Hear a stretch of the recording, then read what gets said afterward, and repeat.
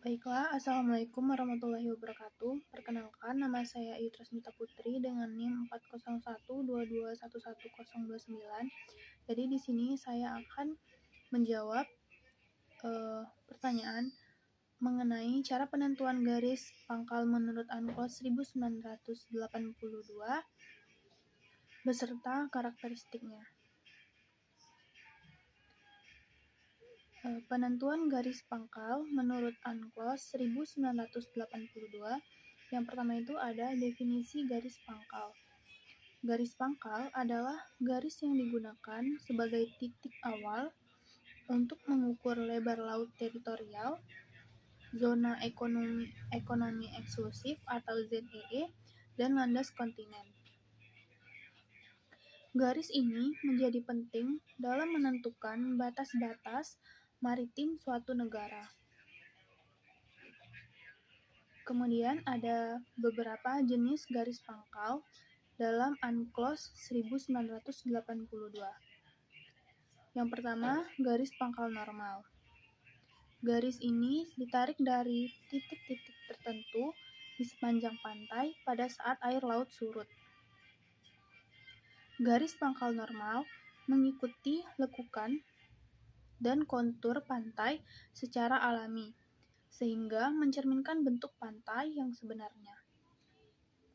Penentuan garis pangkal normal dilakukan dengan mengidentifikasi titik-titik referensi di pantai, seperti ujung tanjung, teluk, dan pulau kecil yang terletak di dekat pantai. Kemudian yang kedua, garis pangkal lurus. Garis ini digunakan di daerah dengan banyak pulau atau di mana pantai tidak teratur. Garis pangkal lurus ditarik antara dua titik di pantai yang terdekat, menciptakan garis lurus yang menghubungkan keduanya. Garis pangkal lurus dapat diterapkan di daerah yang memiliki pulau-pulau yang berdekatan, di mana garis pangkal normal tidak dapat diterapkan secara efektif. Garis ini juga dapat digunakan untuk menghubungkan titik-titik di pantai yang terpisah oleh perairan yang sempit. Kemudian, kita beralih ke prosedur penentuan garis pangkal. Penentuan garis pangkal melibatkan beberapa langkah penting. Yang pertama itu ada survei geografis. Melakukan survei geografis untuk mengidentifikasi kontur pantai dan titik-titik referensi yang relevan.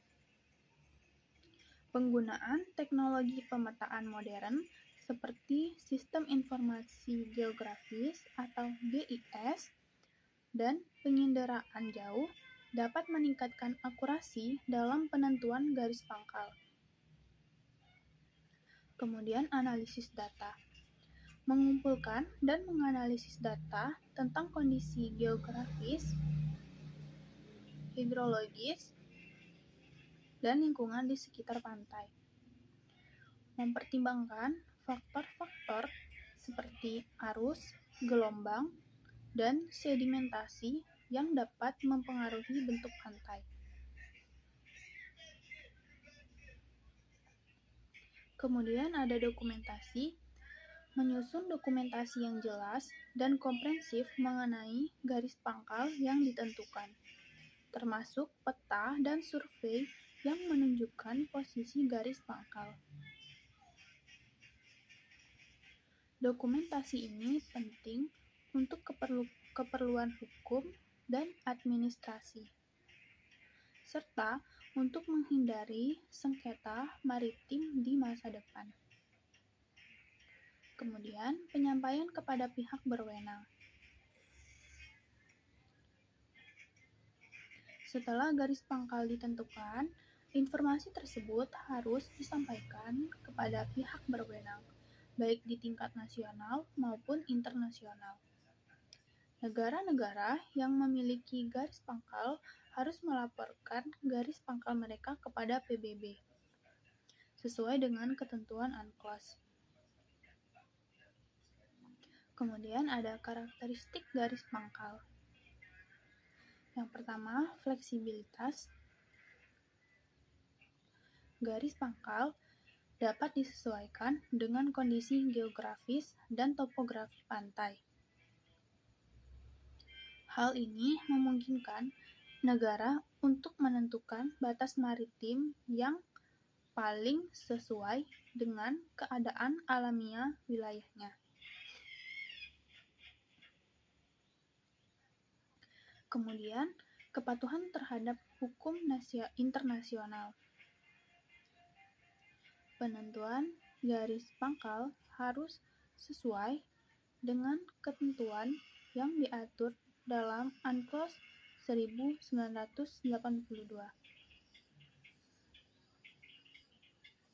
Negara pantai memiliki hak atas perairannya di sekitarnya, dan garis pangkal menjadi dasar untuk menentukan hak-hak tersebut.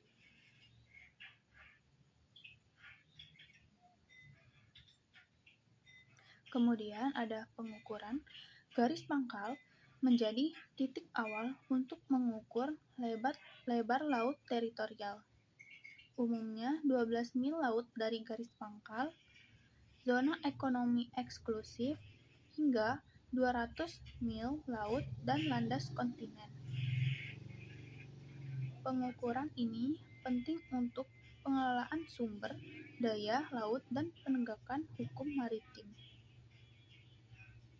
Kemudian, penting untuk penegakan hukum. Garis pangkal yang jelas membantu dalam penegakan hukum maritim dan pengelolaan sumber daya laut. Dengan adanya garis pangkal yang terdefinisi dengan baik, negara dapat lebih mudah mengawasi dan mengatur aktivitas di perairan mereka. Kemudian, dokumentasi. Penentuan garis pangkal harus didukung oleh dokumentasi yang jelas, termasuk peta dan survei yang menunjukkan posisi garis pangkal yang ditentukan. Dokumentasi ini penting untuk keperluan hukum dan administrasi. Kemudian, pengaruh lingkungan. Faktor lingkungan seperti arus, gelombang, dan sedimentasi dapat mempengaruhi penentuan garis pangkal. Oleh karena itu, perlu dilakukan evaluasi secara berkala untuk memastikan bahwa garis pangkal tetap relevan dan akurat seiring dengan perubahan kondisi lingkungan. Kemudian, perubahan geografis. Garis pangkal dapat berubah seiring waktu akibat erosi, sedimentasi, atau perubahan iklim. Hal ini memerlukan peninjauan ulang dan penyesuaian garis pangkal agar tetap mencerminkan kondisi pantai yang aktual. Kemudian, keterlibatan komunitas.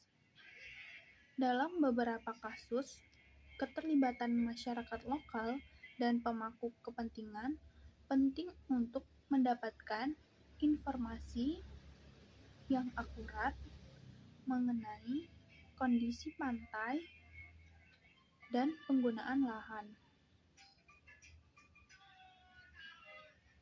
Partisipasi masyarakat dapat membantu dalam pengumpulan data dan pemetaan yang kemudian penerapan teknologi.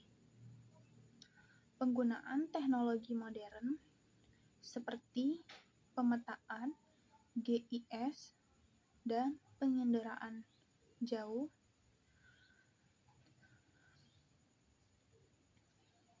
dapat meningkatkan akurasi dalam penentuan garis pangkal.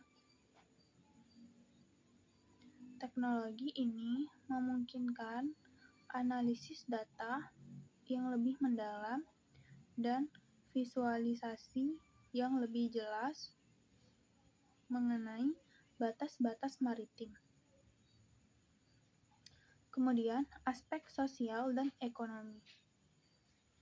Penentuan garis pangkal juga memiliki dampak sosial dan ekonomi, terutama bagi komunitas pesisir yang bergantung pada sumber daya laut.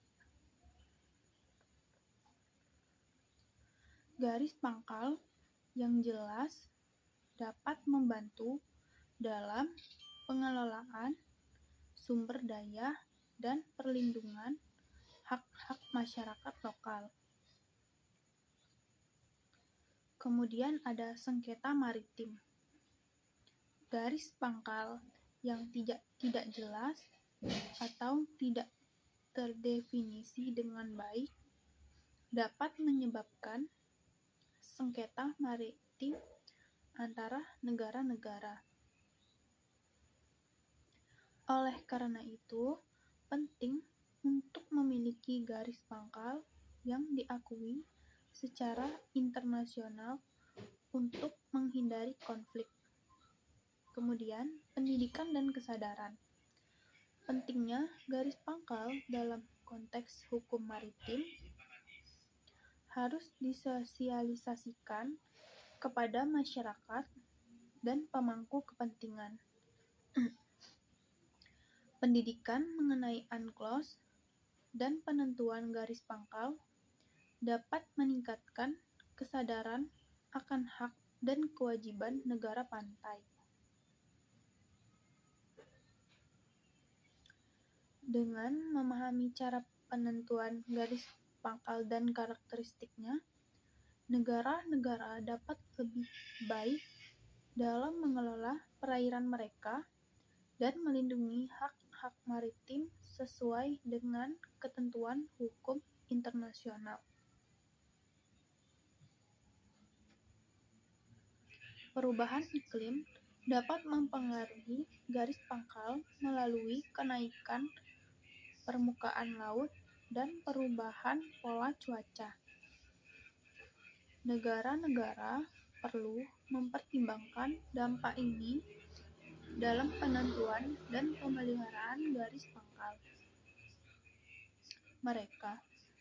Penelitian yang berkelanjutan mengenai kondisi laut dan pantai sangat penting untuk memperbarui informasi yang digunakan dalam penentuan garis pangkal.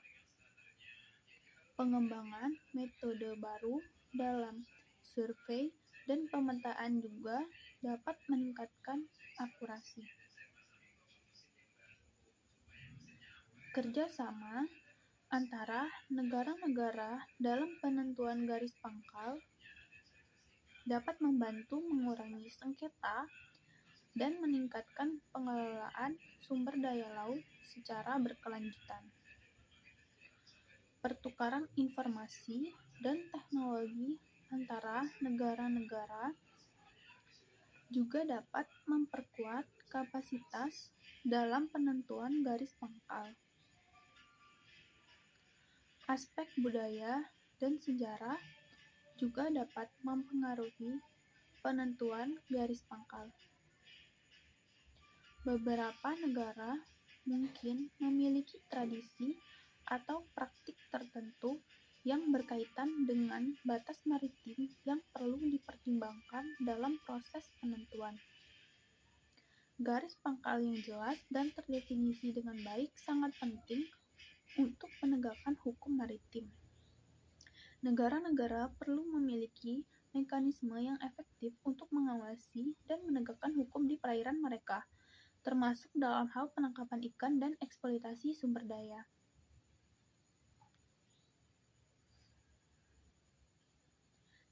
Kemudian, dengan mempertimbangkan semua aspek ini, penentuan garis pangkal menurut UNCLOS 1982 dapat dilakukan dengan lebih efektif memastikan bahwa hak-hak negara pantai dilindungi dan sumber daya laut dikelola secara berkelanjutan.